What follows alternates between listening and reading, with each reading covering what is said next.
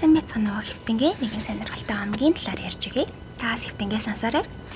За, яагаад энэ талаар ярих болсон бэ гэхлээр Facebook-ээр нэг зураг од болоод тэр зураг нь ямар зураг байсан бэ гэхлээр Христийн шашны зарим нэг номлогч нар аслагдсан эсвэл нөгөө нэг хараахан орчин үеийн технологид танилцаж амжаагүй байгаа амгуудаар очиод Христийн шашнаас сурталчлаад тухайн амгийнхнийг Есүс Христэд итгэдэг болгодог нэг тийм аянгаар хүмүүс яваад байдаг та.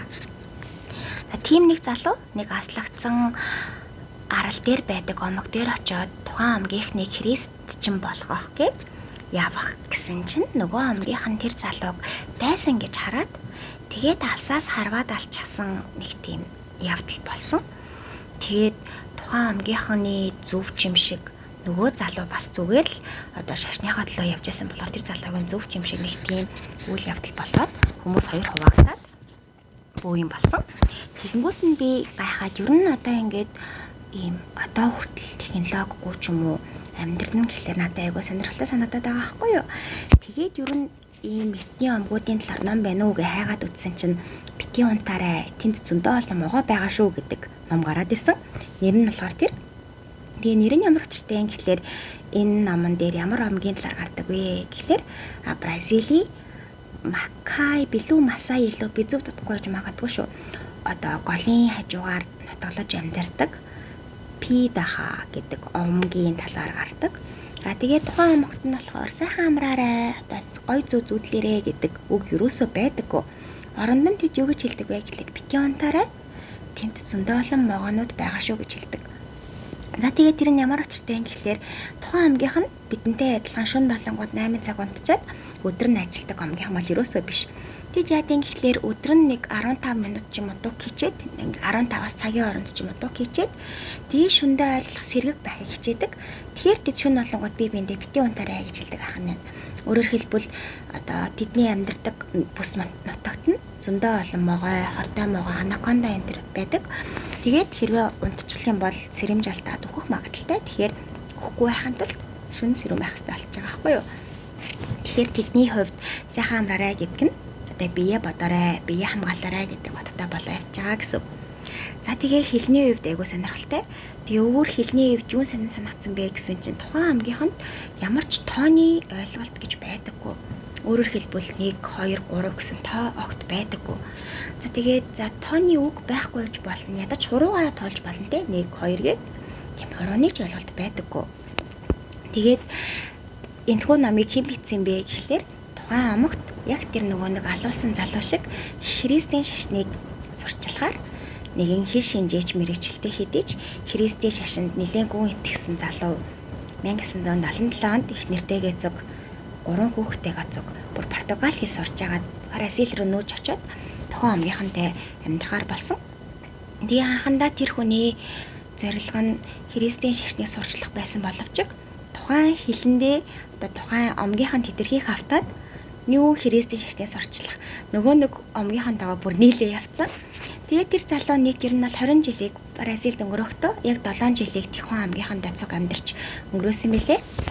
Тэгээд тэр залуу зохиолч маань болохоор 2-7 хоног тутамд гаднаас гэх юм уу өөрийнхөө хүнсийг хэрэгцээд зүйлсүүдэд татаж авдаг онгоцоор тэгээд Тухайн омгийнхантай амьдраад найзалсан гэж байгаа. Тэгээ яаж найзалсан гэхээр өөрөө хин шинжлэлийн хүн болохоор тухайн хэлийг нь маш хурдан сураад тэгээ хоорондоо харилцдаг болоод амгийнхны хүндлэлийг хүлээгээд тэгээ судалж эхэлсэн. За тэгээд өөр сонин сайхан зүйл юу болсон бэ гэсэн чинь тухайн хэлэнд ямар ч өнгө заасан үг байдаггүй. За тэгээд улаан өнгө харагдах юм бол тэд улаан гэхээсээ илүүтэйгүр цус шиг. Эсвэл ногоо юм харах юм бол нот шиг гэх мэтэр ойролцоо өнгөтэй зүйлтэнд зүүрлж хэлдэг. Тийм сони хэлээсэн. Тэгээд өөр хэлэн дээр олонгууд монгол хэлэн дээр чинь хогоо шүртчих ч юм уу те хогоо шүүр дээрээ гэх мэтэр хин нэгэнд зандран тушааж байгаа хэлбэргээ байдаг те тийм нөхцөл юусоо байгаагүй. Өөрөөр хэлбэл тэр хэлэнд хин чиндээ юу ч тушаадаггүй гэсэн үг. Тэр нь юутай холбоотой юм гэхлээр тухайн омог амьгт ямар нэгэн удирдахч гэж байхгүй. Тэгээ ямар нэгэн дээд тушаалтан гэж байхгүй болохоор бүгд энэ тэнцүү гэж үздэг. Тэгээ бүгд энэ тэнцүү болохоор хин ч хиндээ юу хийхийг заадаггүй. За тэгээд энтэй холбоотой бас нэг сонин зүйл нь бид нар одоо ингээд жоох хөөх төрөнгүүд юу яадаг та инхрийлээд өхөрдөөд нэг baby talk буюу жоохон хүүхдтэй нэг юм гоё хайрцдаг та. Нааши маши ингээд нэг юм хэл амаа хазаад тийм зүйл ерөөсөө байдаг. Өөрөөр хэлбэл тэр хамгийн хүүхэдч бай, хөгшөөнч бай, эрэгтэйч бай, эмэгтэйч бай бүгднтэй нь адилхан харьцдаг гэсэн. За тэгээд тэрнээс гадна тухайн ангийнханд ер нь бол айгүй нэг тийм одоо зэн буддизм гэдэг шүү дээ. Одоогоор амьдрах энэ төргээд яг тэрийг бүрэн төгс эзэмссэн хүмүүс шиг байдаг. Өөрөөр хэлбэл тэдэнд ирээдүйн талаар ч юм уу нэг тэгж амар санаа зовоод байдаггүй. За тэгээд тэр нь юунд дээр хараад тань гэхлээр одоо ингээд мах цагаа ч юм уу ямар нэгэн хоол хүнсээ ерөөсөө нөөцөлдөггүй.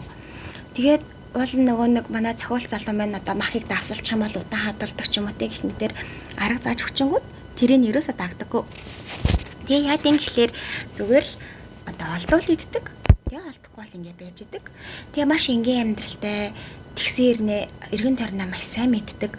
Одоо эргэн тойронд одоо Amazon-ы ширэн гэмээч маш олон гой гоёнч мэдхгүй байна. Ч үзег болохоор олон төрлийн ургамал ургаж байгаа те. А тэгээ тэр ургамлын бүх одоо хэрэгцээг нь мэддэг. Аль ургамал юун цайныг нь мэддэг. Тэгээ дээрэс нь олон амьтдын учрыг аягүй сайн олдог. Жишээ нь араатай амьтан ирэх юм бол хэрхэн бултгаа мэддэг ч юм уу те. Тэрийг бол аягүй сайн эзэмссэн тийм хүмүүс байсан билээ. Тэгээд одоо болохоор 2018 оны байдлаар тэр одоо тухайн аймагт 800 орчим хүн амьдарч байгаа. Тэгээд нэг гонхтой зүйл нь юу юм гэхлээр тэдний нөгөө ярьдаг сонирхолтой хэл нь устж өгөө болох хэлний аюулд орцсон байгаа гэсэн. Өөрөөр хэлбэл 800 хүн ярьж байгаа болохоор утгагүй устгах магадaltaй. Ер нь бол дэлхий дээр 6500 орчим хэл байдаг гэж үздэг юм л та. Тэгэнгүүт энэ намын нэрөө 2008 онд бичигдсэн болохоор тоон жоохон зөрж магадгүй шүү. Тэгээд ерөнхийдөө бол тухайн хэлний одоо байгаа хэлний 50 орчим хувь нь 50-аас 100 жилийн хооронд одоо устж өгөө болно гэсэн нэг тийм гонхтой судалгаа байдаг. Тэгээ яагаад ер нь хэл устж өгөө болдгийг гэхлээр одоо мэдээж ярих хүмүүс нь цөөрөн тий. Тэгээ яагаад зүрдэн гэхлээр нэг бол дайнаас болоод бүх үндэстэн устгах одоо дайн ч юм уу одоо өсвөлэн ч юм уу ямар нэгэн гамшигаас болоод нөгөөтний ингэхлээр альва нэг ус үндэстэнд хоёр дахь жил хүчтэй ороод ирэхээр эхний хилээ магтах тохиолдол байдаг гинэ. Тэрнээс болоод хэл устгах аюулд ордог гэж байна. За тэгээд тухайн одоо амгийн хэл мэн халангууд устж үгүй болох хэлний танд орчихсон явж байгаа юм билэ. За тэгээд тэр хэлэн дээр бас нэг сонирхолтой зүйл нь юу юм гэхлээр нөгөө нэг юм ан хэрэгтэй ч юм уу авианаас гадна нөгөө шүгэлдэж ч юм уу нэг бол тийм дуулж ярьдаг. Тэр нь надад айгуу санагдсан. Тэгээд тэрийг номон дээр айгуу сонирхолтой бичсэн байсан. Тэгээд нөгөө нэг голын хажуугаар амьдардаг гэсэн штэ. Тэр тэгээ гол дагаад худалдаачид ихэрдэг. Тэгээ худалдаачид ирээд тэднээс толонгод нөгөө хуурай сүү ч юм уу, сахар ч юм уу зардаг. Даваас мавс ч юм уу. Тэгээд тэд оронд нь мөнгө байхгүй юм чи юу өгдөг гэхлээр нөгөө нэг түүсэн самраа эсвэл биеийн үнэлж одоо худалдаачдаас юм худалдаж авдаг гэж байгаа. За тэгээ бас худалдаачдаас хамгийн худалдаж авдаг сонирхолтой зүйл нь юу вэ гэсэн чинь латтай бандааны нөгөө нээхэд ашигладаг нэг юм хавтан юм байдаг да ингэж байгаа нээдэг хоёр нөхтэй тэр айгүйх зарагддаг гэж байгаа. Тэгээд тэрийг яг юунд ашигладаг гэсэн чинь хүзүүнийхээ гоёлд ашигладаг.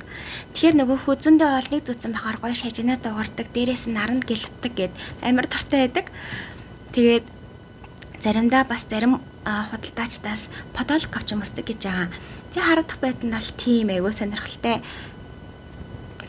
хүмүүс. Тэгээд нөгөө нэг манай цохол залуу маань олонгууд тэнд удаан амьдраад тэгээ бүр сүүлдээ ямар ч хэрэгсэн шашинд итгэе бэлдсэн гэсэн шүү дээ. Тэгээ яагаад итгэе бэлдсэн гэсэн чинь одоо питахаа амгийн хүмүүс ямар нэгэн тийм сүнс ч юм уу одоо дээд тэнгэрт гэдэг зүйлд юусоо итгэдэггүй. Яагаад тэгэхээр тэд харж байгаагүй учраас харсан зүйлдээ л итгэдэг гэсэн. Тэгэхээр тэг яг хаяа жишээ нь тэр одоо хар ирвс бол одоо бидний ариун сүнс мөс ч юм уу гэх мэтээр ярьдаг гэж байгаа. Гэхдээ ямар нэгэн хараагүй зүйлд бол хизээч итгэдэггүй. Тэгээд тэгсээр хагаад манай нөгөө зохиолч маань сүлдээ атеист буюу бурхангүй үзэлтэй болсон гэж байгаа.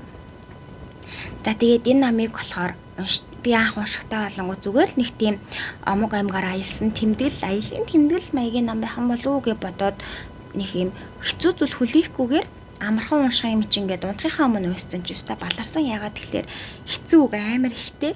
Тэгээ хэцүү үг гэдэг нь алангууд нөгөө нэг өөрөө хин шинжиж хүн болохоор би тахаа хамгийн хэлэн дээр анализ хийгээ явцдаг. За энэ тийм болохоор тэр нь тийм юм байна. Тэр нь тийм болохоор тэр нь тийм. Одоо жишээ нь би тахаа амгт ямар нэгэн байдлаар баярлаа ч юм уу тийм жижиг сажиг ярианы хэл одоо юусоо байдаггүй.